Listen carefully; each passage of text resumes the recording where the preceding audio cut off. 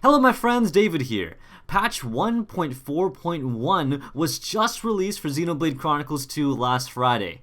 This patch has content exclusively for expansion pass owners and adds 5 new side quests in addition to fixing some minor bugs. Now, while side quests have typically taken a back seat to the main story and rare blade quests, which have full cutscenes and voiceovers, this patch actually has some side quests truly worth mentioning. The side quest that requires Herald, Zenobia, and Electra really took me by surprise, and I'll be briefly talking about it later.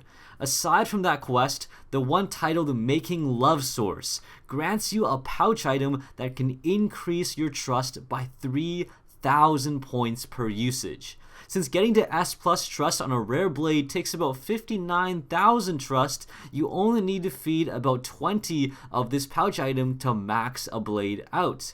Compare that to the 2,800 no ponchos required to feed, and you can see the staggering difference in time and resource commitments with this new item. The caveat is that to obtain the Love Source item, you need to trade in collectible items and an item called the Flutterheart Grass, which can only be collected one at a time.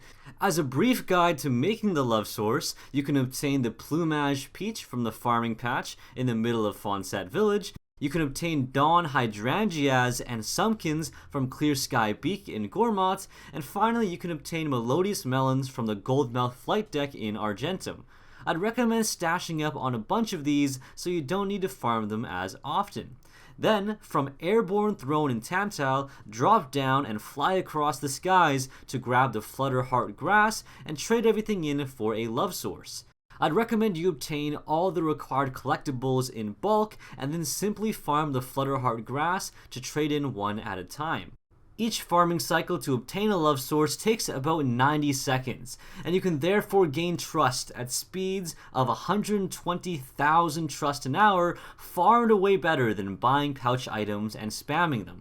So if you have the expansion pass and still have some blades to max out, there is no better time than now. And as for that cool side quest I mentioned earlier, I'm going to be talking about the Merciblaze Mightiest in a bit more detail, so if you want to go into that DLC side quest completely blind, now's your chance to skip this segment and check it out for yourself. Now, at level 99, most quests are a bit of a joke, but for this one, I actually had to adjust my party setup to finish it.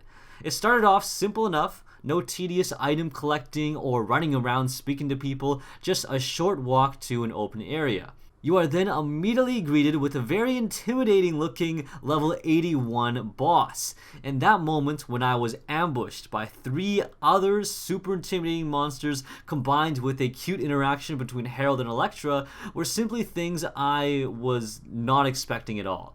This level of surprise in a side quest, if nothing else, is something I really wish other side quests had throughout the game. You know, I can only collect items for cooking or salvage for loot for so long before things can get kind of boring. It made me realize how much I'm looking forward to the upcoming Challenge Mode DLC, which promises tons of difficult encounters against high-level enemies based on the data mined information we've seen so far.